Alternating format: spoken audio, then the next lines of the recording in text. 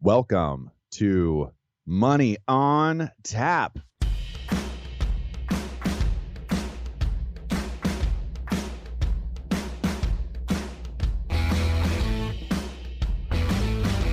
Money on Tap, your personal finance headquarters, where we bring out the professionals' experience and some fun in what we call three-dimensional investing, utilizing insurance, brokerage, and fee-based planning.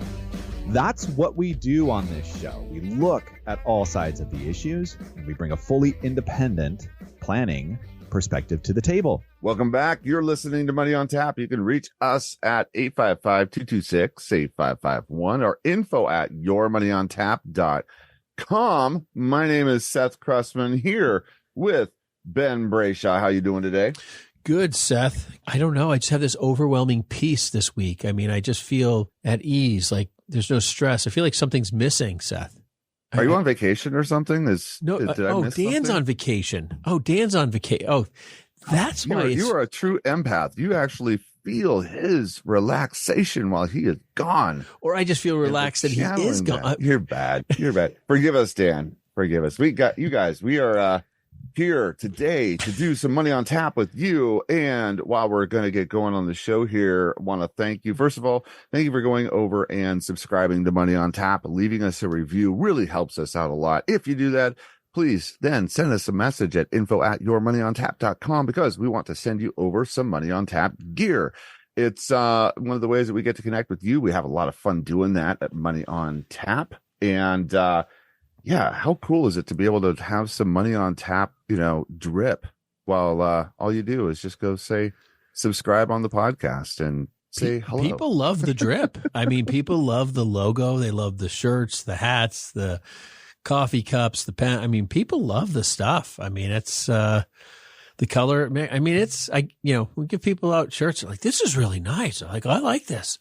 So yeah, if you subscribe, get to know us, get to learn a little. We're here to help you guys. I'm excited about today's show because I think this really will give people some ammunition on, how to get started, Seth. I mean, ask the experts before you hit invest. I mean, there's that big button of, when do I actually start my investment? When do I actually start getting going? When do I engage somebody in a way that allows me to really understand my investments in a way that I haven't before? And am I willing to put this money on the line and risk it all? I think that's the piece that a lot of people honestly are just scared and afraid. And we've transparently communicated that you have one chance to make it with your investments. If your financial professional fails you, it's a permanent failure. Like if you're 85 or 90 years old and you've been retiring well and, you don't understand, and all of a sudden you run out of money, you can't go back to work. This isn't a game. This is serious. This has to have the intentionality and level of sophistication that really gets you from point A to point B. And it's not something to toy with. And I think we're going to talk about the aspects of finding the right advisor, finding the person that fits you. We're not going to be that for everybody, and that's okay. We don't have that expectation, but we want to give you the tools that you should really be able to challenge yourself, the litmus test, the understanding of, yeah, this person's going to work for me. This person has the tools and the resources I need to find success in my retirement, my future, my investing, my goals, all of those pieces. And they have the know-how to do it. Yeah, those are some big grown-up conversations that we're talking about. And it can be a little scary on the front end of those. Like, how do I even position the questions I need to ask in a way that, does what I need it to do? I don't know what else to say. It's like, I got to ask something serious right now. I need some help. Are you the person? What are the things I need to ask? And how do I find and build that relationship with you and create this trusting, hopefully lifelong relationship that winds up landing the plane? That's the goal, right? Well, if it's not lifelong, it was the wrong choice, right? There's a litmus test for you right there. And with that, there are we'll talk about those circumstances because that is life. There are those circumstances. But with that circumstance, we've got to jump into money in the news. Elon Musk. Thank you. We love the headlines over here at Money on Tap. Yes, brought to us from Bloomberg. And this is Edward Ludlow and Dana Hull telling us all about Elon Musk's robotaxi dreams plunge Tesla into chaos. So if you haven't heard a little bit about this, Elon they use the craziest, deepest, most tragic words you can, anytime Elon Musk, it's all the way on the power or all the way off. I love every one of his articles are that way. Yeah. He is either taken us to the moon or Mars, literally, or he's just completely blown up the earth. I'm not sure which one, but those are the two ends of the spectrum that we get anytime you throw Elon on the news, right? Yeah. He's that personality. I mean, he just drives people. You either love or hate him. I haven't really found a lot of people that are in between, Seth. No. And for my take, I love him. If you were ever wondering, which side of the fence I'm on, I absolutely love what Elon has done. And I completely disagree with him on so many different things. But I am, I'm a fan because guess what? He is getting some stuff done. And so there's a lot to be said about that. And you know what's going to happen? Anytime somebody like Elon is out there making things happen, there's going to be failure. And the difference is, and I'm not saying that this is a failure yet. It might be right now, things are looking rough.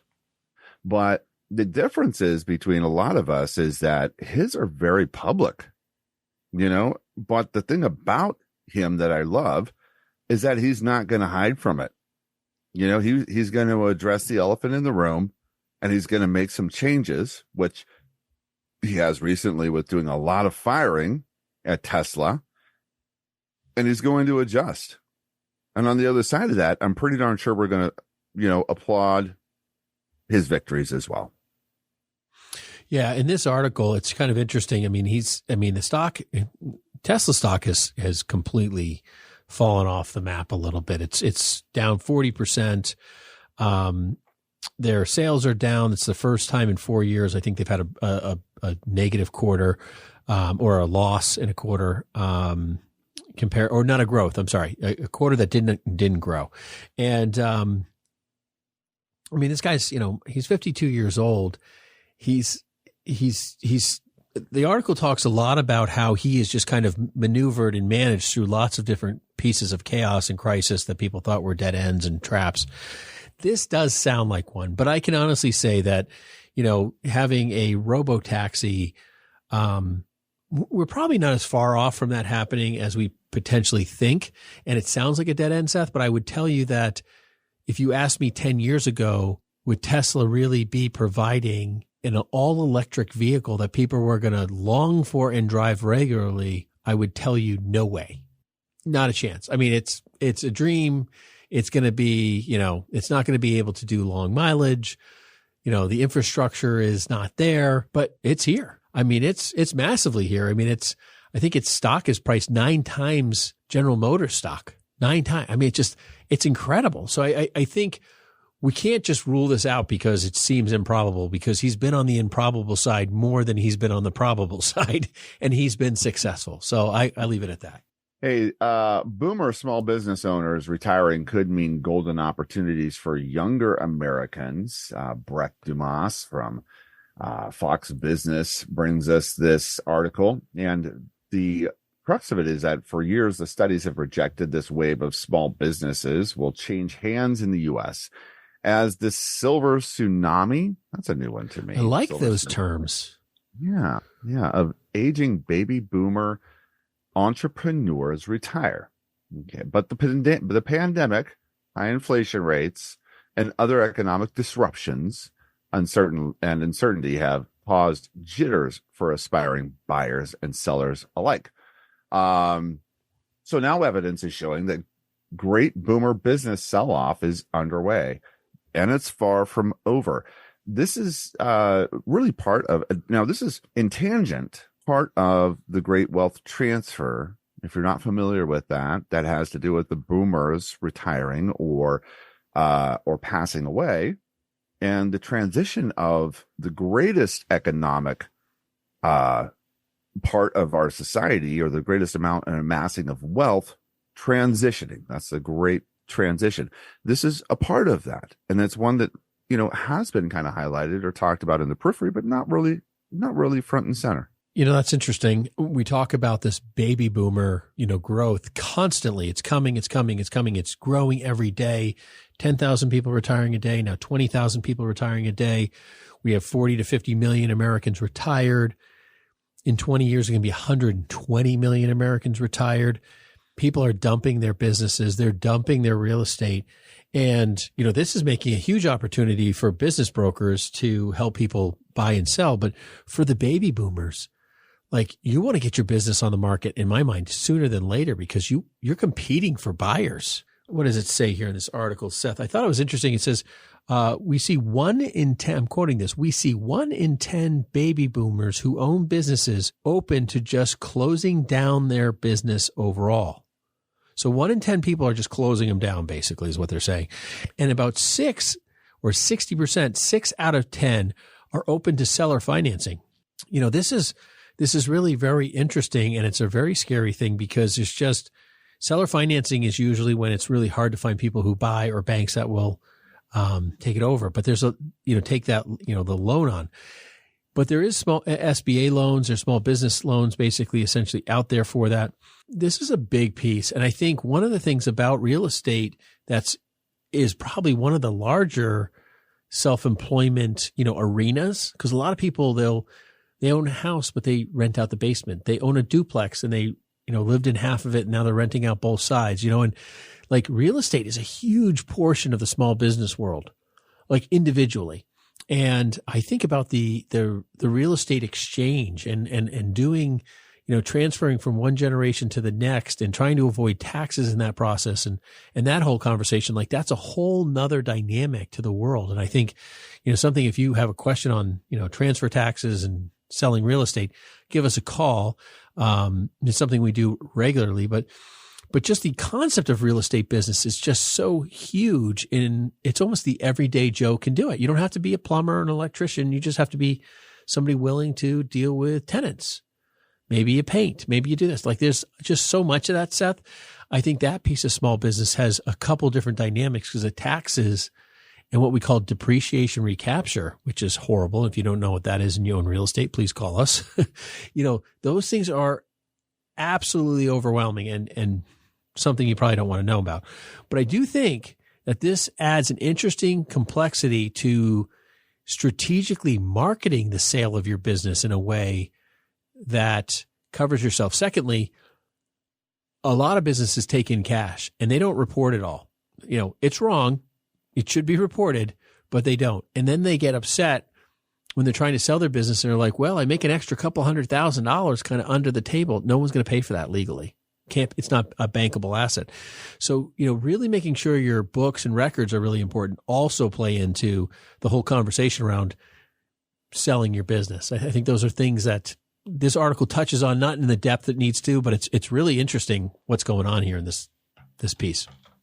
Yeah, I've talked to one in particular, business coach, that's really their whole deal in the business coach world is, there's a lot of different versions of coaching out there. It seems like it's kind of become a phenomenon of this time is so many coaches out there, and business coach is no different. There's a lot of different versions of this, but one that I really appreciated was the model where he's been a business owner and done a lot of different kinds of businesses, but realized this need for the small business owner to prepare themselves for a marketable, saleable business, and how many don't really understand that undertaking or what makes a business saleable, financeability of it, books like Ben was just talking about, showing all of the pieces and the profitability of it and how to do that the right way.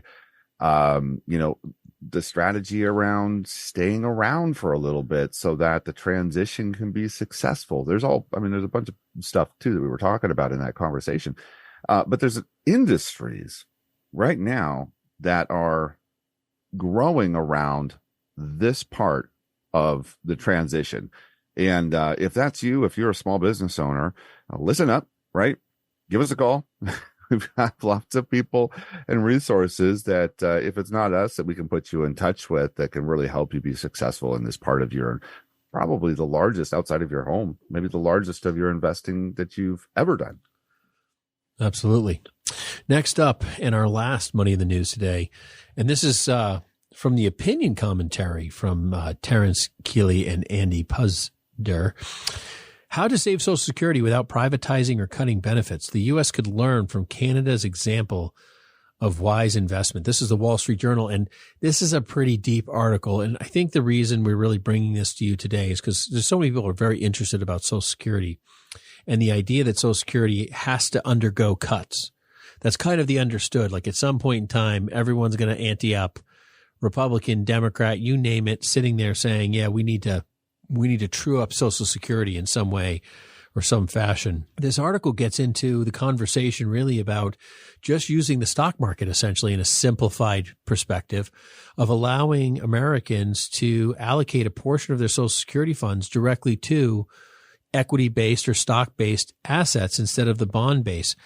It's kind of like a little too late, way too little, way too late.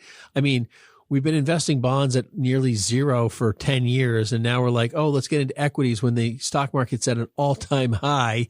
But, you know, I understand the general concept.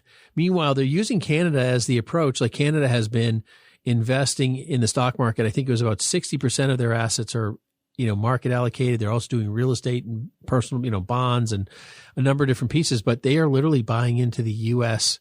market. 57% of their assets are in equities, 12% in bonds, and they're averaging an annualized rate of return of 9.3% for the last 10 years. And so people are saying, hey, that's almost double or more than double sometimes, depending on what U.S. number you're using. I'm not sure what you think about this, Seth, but I'm, you know, when we were reading this before the show, I was thinking to myself, I just want to make sure I get my money in the S&P 500 before the federal government dumps a few $1 trillion in there or whatever it's going to be, and buy Apple stock because, you know, that's, you know, 10% of every S&P holding or something like that anyway. So even if the company's doing poorly, they're all over allocated on Apple and, you know, Google and Meta and all this other stuff. So you might as well just buy those 5 stocks and call it a day. Yeah, 2 expressions there. The one that you had, which was maybe too little, too late. And the other one is, well, maybe better late than never. That's my 2 cents on that. There's, I just think that the problem we have is politicians, right? The solution we have. Wait, Seth. You are singularly the only person that feels that way in this country. I just want to let you know you're standing alone on an island right now.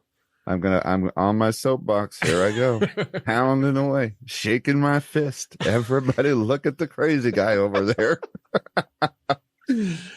Oh, I do feel that way. Thank you for legitimizing my feelings there, Ben. I appreciate that. Yeah, that is the problem. And that's the solution, right? Because that's the solution that we have in this republic is voting for people that maybe have an iota. That's all. And I like that word, an iota. I'm going to look that up so I make sure I know what I'm talking about or that it was used correctly here. I'm pretty sure I used it the right way, but do you know what I'm talking about? These are the people that are in office that can make the changes and make this stuff happen. And most of them have been there for A, way too long, 2, don't have a clue, you know, or if they do, take a look at their stock portfolios because they're on the front end of some really nice moves out there, making sure that those dollars that got approved to go one direction, they're receiving the benefit from another. Why not take that information and apply it to us, the people that have put you in office, to make that change for us, not just your pockets. Please, people, get a hold of him. That's our option. Get a hold of him.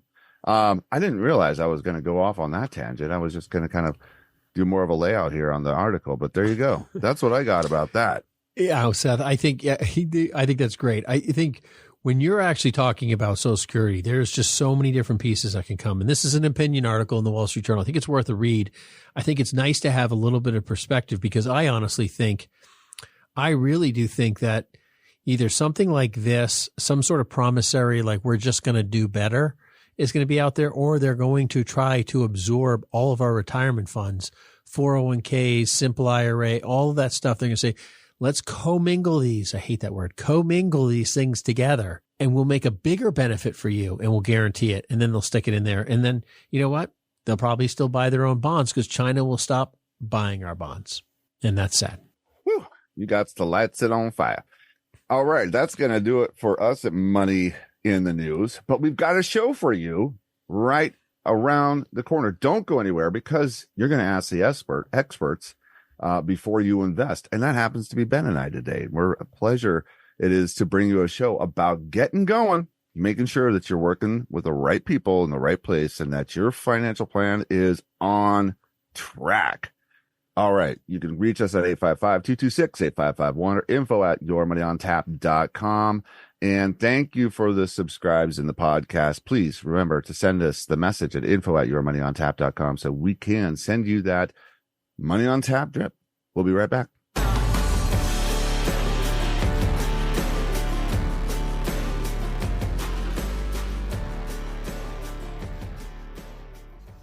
Are you looking for personalized guidance to kickstart your investing journey? Look no further. Brayshaw Financial Group and our planners are here to help. Our team of experts will provide personalized advice tailored to your financial goals. Visit BrayshawFinancial.com today to schedule your free consultation. Brayshaw Financial, investing made easy. We appreciate you listening to Money on Tap. You can contact us at 855-226-8551 or email us at info@yourmoneyontap.com. And now, more of this week's program.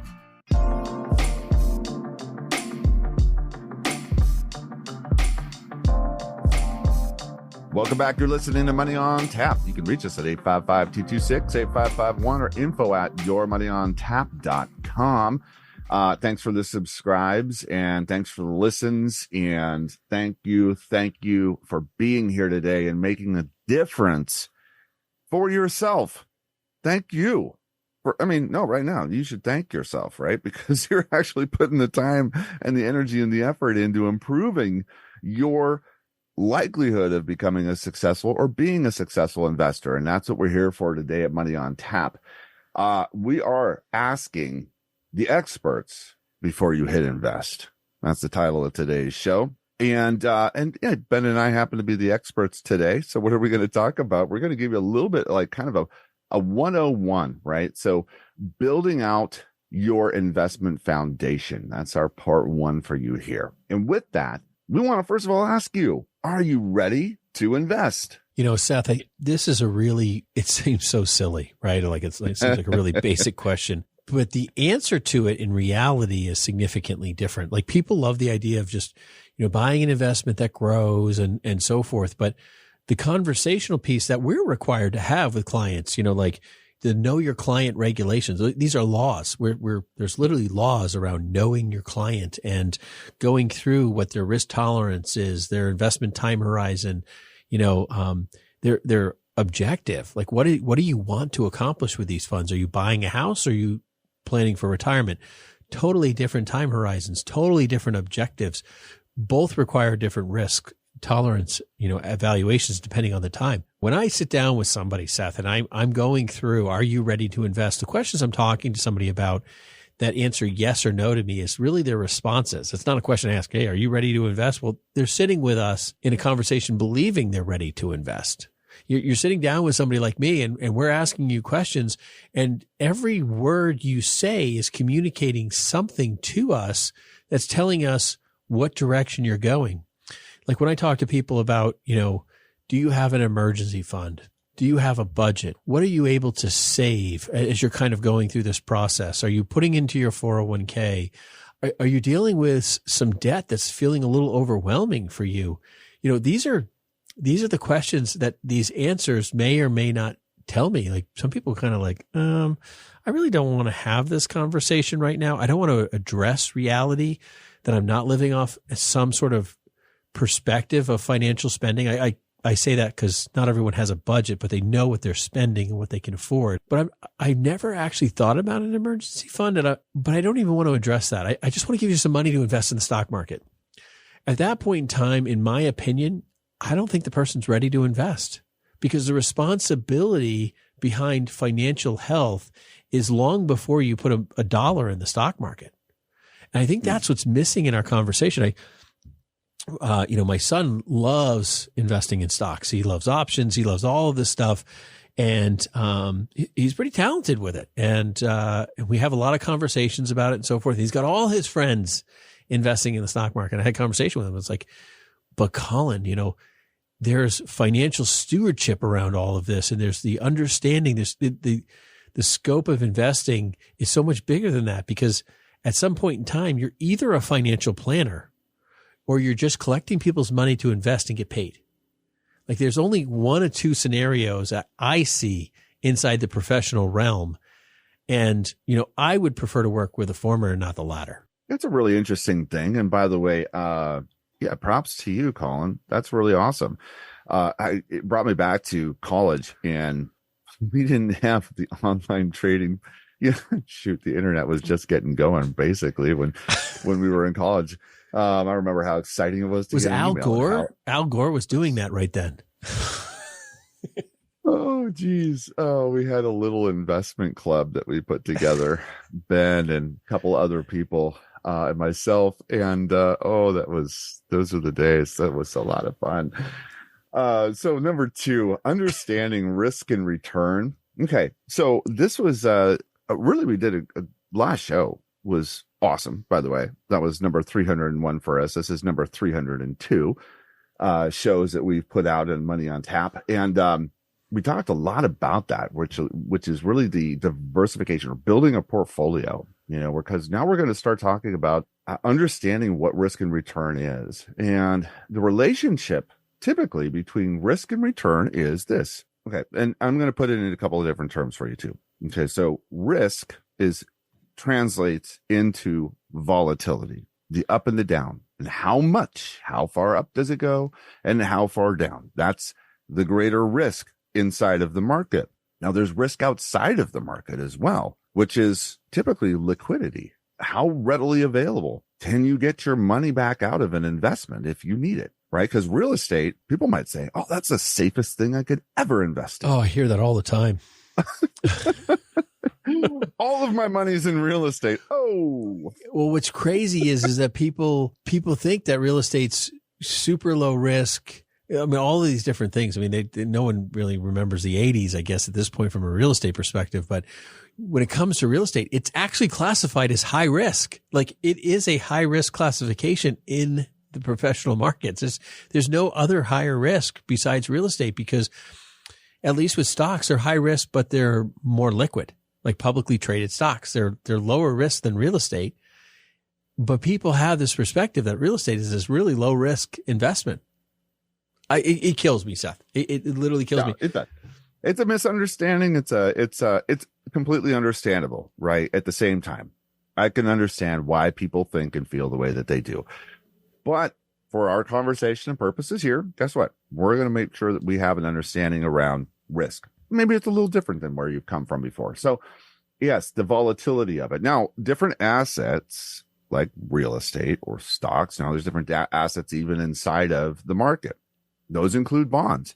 They have different risk associated with them. And historically, like the least amount of risk you can take inside of the market would be bonds, government bonds to be specific, right? Those have tracked right along, usually kind of steady Eddie, paying you out a little something, right, to hold them. Now, the truth is that that's also not a guarantee, right? We need to make sure we understand all of those things. They can go up, they can go down. And so you may have less risk involved. And that's what's usually applied inside of modern portfolio theory when trying to create portfolios that have this balance of risk and, the up and the down, where we have equities and bonds and the marriage of those two together, stabilize a portfolio so that we can really kind of blend the two together so that the experience that the investor has is one that they can tolerate, because that's what's important right here, is understanding why. Why is the risk important? Because if it's just flying to the moon, everybody's like, yeah, I want that. But when it's, falling through the floor, which it has historically at around 55%, if you turn around and your $1 million is $500,000 in 9 months period of time, you might have a problem with that, but you got to be prepared and understand that. So just kind of recapping a little bit here is like, are you ready to invest? So you sit down with us, we're working through the details. You're like, yeah, I'm working on a budget. I've started saving. I've got my emergency fund. I'm moving forward here and I'm looking to invest. Maybe you own a small piece of rental property or you're living in a duplex on one half of it and you're trying to evaluate your risk. The more or the lack of liquidity you have in a piece of real estate is going to require you to take less risk, having less volatility, meaning less up and down potentials inside your investments historically. We call that standard deviation.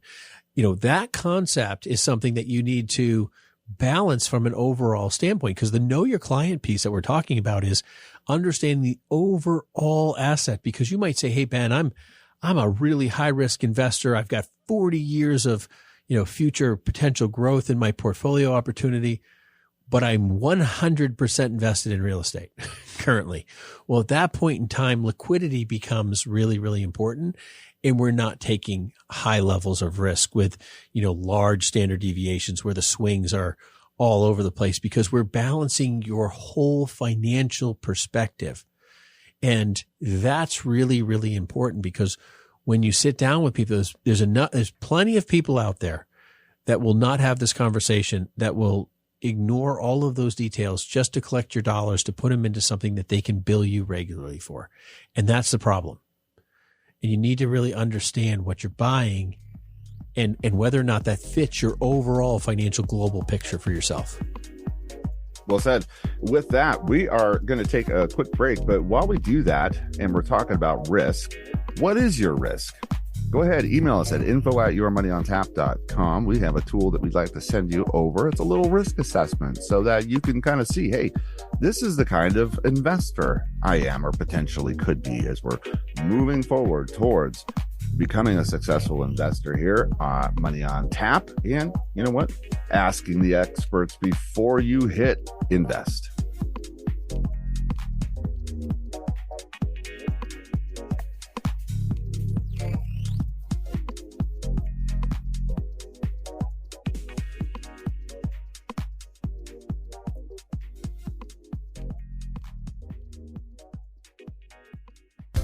Hey everyone, Dan Mickelon here with Brayshaw Financial. Looking for a hassle-free way to invest? Look no further than Brayshaw Financial Group.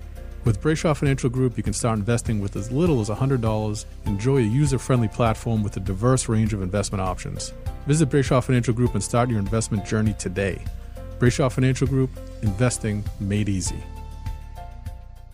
You can reach us at 855-226-8551 or email us at info@yourmoneyontap.com.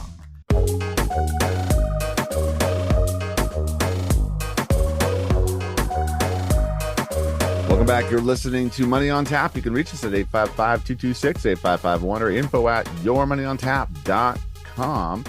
We are, asking the experts before you hit invest. I'm having a hard time with experts today. But that's what we're trying to do here at Money on Tap, is answer some of your questions of what's important for you as you're really coming to the table and looking to become an investor, or you are an investor and you're looking for the right financial planner, or at least the right plan forward for you as you try to understand the landscape of how to invest, how to plan. And with that, we want to spend a little bit of time talking about demystifying investments and also considering a financial advisor and some of the questions and things that you can be asking and trying to understand better before moving forward with that. As far as, your investments go, we talked about risk. We talked about, liquidity. Those are all things inside of each investment. And it's really important for you to discuss the importance around each investment. Okay. And the investment itself, how does it work? And Ben, you talked really about being willing to go there yourself, right? And ask, what are the things that you need to understand inside of an investment? Be willing to be a student as far as you can and grow that understanding. It's so important to be willing to grow in your understanding. And let's just face it. Let's be honest. It's uncomfortable to grow. It's humbling to grow. And there's nothing different about that for anybody in the human experience. So you're no different if you don't want to be uncomfortable. You know, if your version of uncomfortable is French toast, we might have to change that just a little bit here. You know, you're right, Seth. You know, growth is not a comfortable thing. And I think when it comes to financial planning and really doing investing and trying to take the next step and move yourself forward, either whether you're starting out initially, you're kind of mid-stage, or you're really engaging retirement, I see this in all three phases. People are like, well, just invest the money and let it grow. Just get it moving forward. Just let's get it in the market. These are common phrases we hear. And the truth is that, you know, financial plan is a relationship. You know, investing should be a relationship. And the reason I say it's a relationship is because relationships have two sides. They're joined together at the hip in the idea that your advisor, your planner, whoever you're working with, is educating you on steps based on your global conversation of what your assets look like. We talked about whether you own real estate or you have a 401k, making sure that your overall financial picture is balanced and healthy, that you're not taking unnecessary risk. And as they present certain investments to you, you have to be prepared and willing to learn about them. And learning is not just sitting there and listening.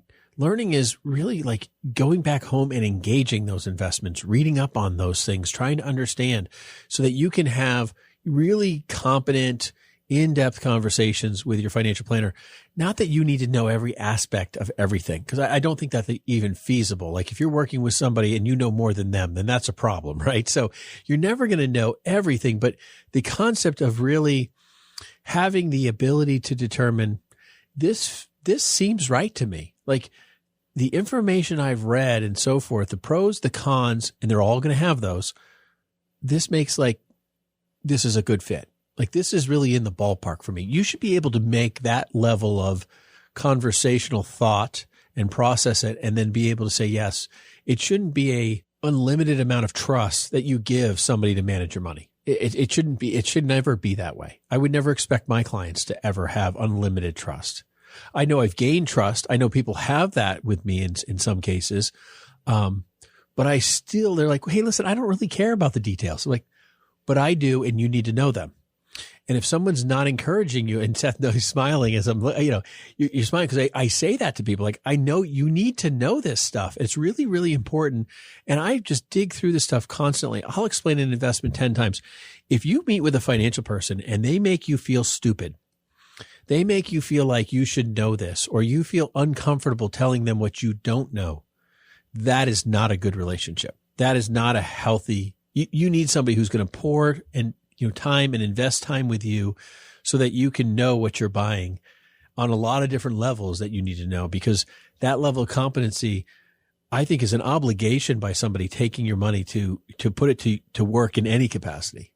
Yeah, there was a part that you kind of mentioned there about being willing to have a conversation at a competent level, and then you did a great job of really just kind of building some understanding around what you're meaning there, because to some people they might take that as, you know, I have to know this stuff in order to sit down and have a conversation with you. But I think we're actually saying the opposite in here in this. What we're trying to say is you have to be willing to say, what is an ETF? What is a mutual fund? What is a money market? What is it this? What is it that? I don't understand. Please help me. Right? Because that is our job, really, is to understand these things and to bring the conversation to you in a way that helps you Not that you're going to manage this on your own, but it helps you to at least say, oh, there's something I learned today. There's a concept that's new to me here. And it's something that I would like to know more about. Or how does that work? Or how do we further this conversation towards a greater understanding? That's, to me, what I'm understanding the competent conversation to be here, and the willingness to participate at that level. Yeah, I mean, you just need to be able to have a conversation about it. And if you don't have enough knowledge to have a conversation about it, you're probably not in a competent position to make a decision of whether you want to invest in that. I mean, that I think is probably a simple kind of test on whether or not, buying this stock or we're buying this ETF. Well, how do you feel about that? I mean, is it going to do this? Is it going to do that? Is the ETF, is it energy focused? Is it, financially focused? How is it, if you don't understand, is it's mutual fund of growth or a value? If you're not able to have kind of a simple conversation, and if this is sounding complex to you, then probably there's some more learning to do. And you have to find somebody who's willing to work with you and help you through that learning so you can feel like you're getting the full gamut, because that really takes us to that next step, Seth, that kind of like, part 4 of our show here today, which is, considering a financial advisor, because there's a lot of different things, because we say advisor, but the truth is there's investment people and there's planners. And I think you need to know really what and who you're dealing with long before you even think about just put my money in the market, as you say. Love it. We're going to take a quick break. You're listening to Money on Tap. You can reach us at 855-226-8551 or info@yourmoneyontap.com. Don't go anywhere. We will be right back as we land this ship, asking the experts before you hit launch or invest, whatever you want to call it, SpaceX. We're happy you're here. You're listening to Money on Tap.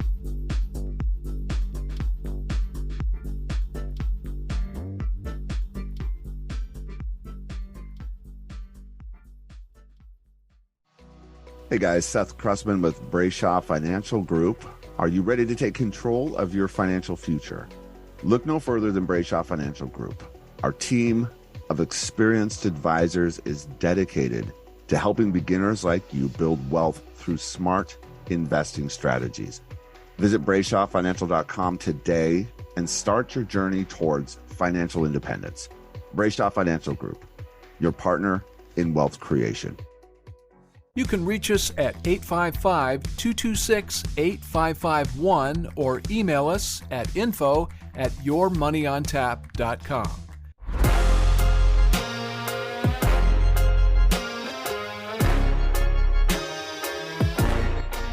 Welcome back. You're listening to Money on Tap. You can reach us at 855-226-8551 or info@yourmoneyontap.com. We are asking the experts before you hit invest here at Money on Tap. And before we get going on our final part of the show here, we just want to thank you for being here with us at Money on Tap today. And you know what? We love it that you call. We love it that we get a chance to just sit down in the office, answer the phone calls, and just be part of your team as you become successful or are successful in your investing. And with that, we're talking about considering a financial a financial advisor. There's a lot to consider in an advisor. And, Ben, you've been really talking about a couple of different versions of people. There's lots of different versions of the financial professional out there. There's the planner. I call it the portfolio manager, the unmasking of the financial person you're talking to. It's kind of like trying to dig down to find out what they do. But go ahead, Seth.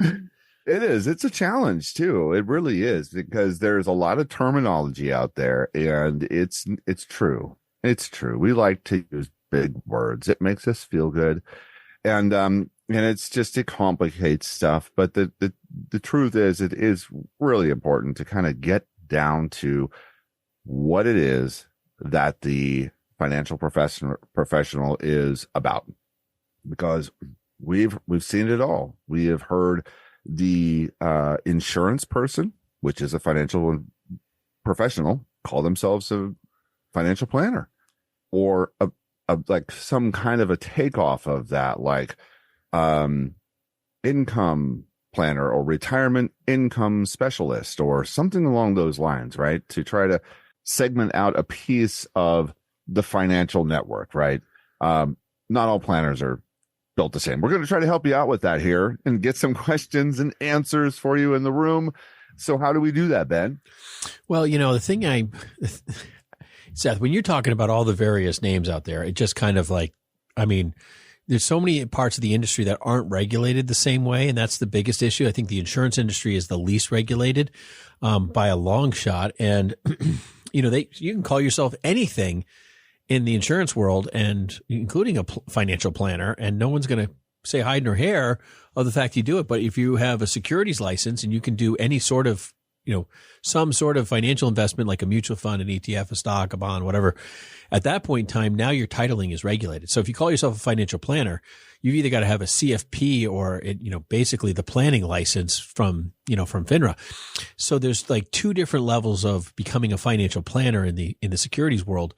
And, otherwise you're a financial advisor, and some people don't even allow you to use those words. And so there's all sorts of stuff, and it's hard to start stripping away all the, pieces, layers of that onion until you find out who you're working with and what you're working with. And I think there's some people who only do insurance, some who only do mutual funds, or, and then there's people that can do mutual funds and stocks and bonds. There's different levels to even that. And then all of a sudden you start realizing, well, no matter what the person does, this is really the business they're in, and they only do manage money, and, they only going to charge you a fee. This person only does commission-based products, and neither are right or wrong. It's just what's best for you. I think that's the biggest issue. And then you try to find somebody who's all encompassing. And that's really where we land. And I don't say that to, pat ourselves on the back. We have the insurance licenses. We have the fee-based management licenses. We are planners. We have the ability to sell stocks, bonds, mutual funds, ETFs. We cover this gamut of investment strategies, and our financial plans include lots of these investment strategies, all, cohesively tried and attempted to bring together in a way that gives you a seamless plan. That's our goal. That's our focus. And then we add, tax incentive planning on top of that. So you have all of these different facets being brought together. And that's really what a lot of people need. That's the solution we are so focused on providing to our clients. But then there's these other questions, and these other questions become more detailed because you can find out some of these layers by asking these questions. One of the first questions I would ask somebody is, are you a fiduciary? Are you a licensed fiduciary? What do you say, Seth? Well, yeah, I agree 100%. And as you say that, I'm like, there's a lot of these terms that just my heart sinks because they've become marketing ploys in the industry, our industry, which saddens me. That's true. That's totally true. Like if you were a fiduciary, that's a tag word, but it really is an important thing to know. It is. It's like there's really no other way to put it, and unfortunately, it has that duality there to it. So, what are we talking about there? Most of the time, we're talking about having a license that allows the business to be operated at a fee-based business. And there's a lot of portfolio managers that are just operating fee-based businesses, but they're managing portfolios. And I know you know this, but I mean, just the swing of that fiduciary piece of having your best interest at heart, yes, but allowed to charge a fee for it, where you can't do that if you don't have that. And I think that's the piece that people don't understand. And I think where you're going, and I'm not trying to take your thunder, but I want you to go into this, is the fact that, you can be a fiduciary, but the investment you're doing business in is not a fiduciary investment, which is so confusing for people. Yeah, it is. And that's one of the things that really trying to pull apart and understand the different parts and pieces that people really bring to the table. For instance, that fee-based planning, you'll see that out there a lot. We only do fee-based planning. Only have your best interest at heart. Right. That's all we ever do is your best interest at heart. And that doesn't always mean that they're bringing all of the industry to your disposal, because that's not what they do. Well, the statement sounds like everyone else is a criminal. Right. Yes. Like, shouldn't my real estate agent be a fiduciary too? And yes, they are. They are, but they're only operating in real estate, right? So let's try to understand that, hey, everybody here should have your best interest at heart, but not everybody has access or operates in all of these domiciles, which are insurance, fee-based planning, and brokerage. Those are the three that we really make sure people have access to, because there might be a way to, what's my next question here? How do you get paid? Right? That's important for you to ask. Go ahead and write that down. How do you get paid? And the fiduciary should have all of those things laid out and an understanding around those in order to make some proposals or build a plan for a fee that outlines all those parts and pieces included in your plan, the instruments that are a part of your plan, which are your investments, the instruments. How do they work together to bring your goals together? And is that for one single fee? Is that for a fee that's a percentage of the assets under management? Or is there insurance that is a separate fee that there's no other way to do that business except for to set it aside as insurance business and transact that as a fee? Well, and then the other thing is, Seth, is commission, like brokerage. People say, well, when is commission good? And commission can be really good in a lot of times. Like if you're going to buy Apple stock right now, and you're going to hold it for the next 20 or 30 years, you want to pay a commission. You don't want to pay a fee for 30 years. People don't understand that concept, and they don't want to process the math. But I think, when it comes to all of this stuff, as you're matching, first of all, the fact that you cover a bigger spectrum is really, really important. I think is really the first piece. Separate from qualifications and licensing and everything, that will help you understand that. But investment philosophy is super important. Because if your investment philosophy doesn't match, whether it's, someone's investing in, some sort of medical, whether it's an abortion clinic or something, something horrific that you're totally against and you don't want your money in, you need to make sure those philosophies match, right? You also need to make sure that, how they see the world moving is something that you think brings value. I think that's excessively important. And then understanding, like, how are you going to, I like your philosophy. How are you going to reach in and grab that out of the market? What kind of investments are you going to do to accomplish that? Like, how are you going to bring this, to the table? The one other thing, Seth, I want to tell people is people don't make checks out to us. They don't make checks out to Brayshaw Financial Group. They don't pay Seth Crustman. They don't pay Ben Brayshaw. They don't pay Dan Mickelon. They make checks out to major corporations. Like Pershing is our clearinghouse. It's the largest clearinghouse in the world. It's owned by a bank in New York Mellon. We work with major A-rated companies that you can Google in a half a second. That's where your money is going. We're not the Madoff scenario where you're writing checks to people. Like if you start writing checks to organizations, it could be totally legit and legal, but you really have that question mark in the back of your head. And I have to ask people, like, where's your money? Mm-hmm.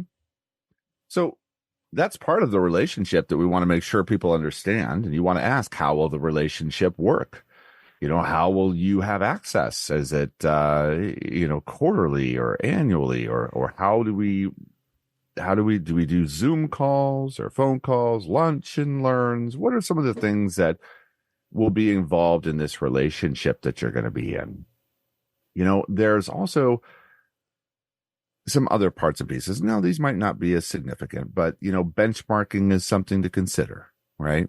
How do I know if I'm on track, or what's my measurement against, in order to understand how I am doing in my investing?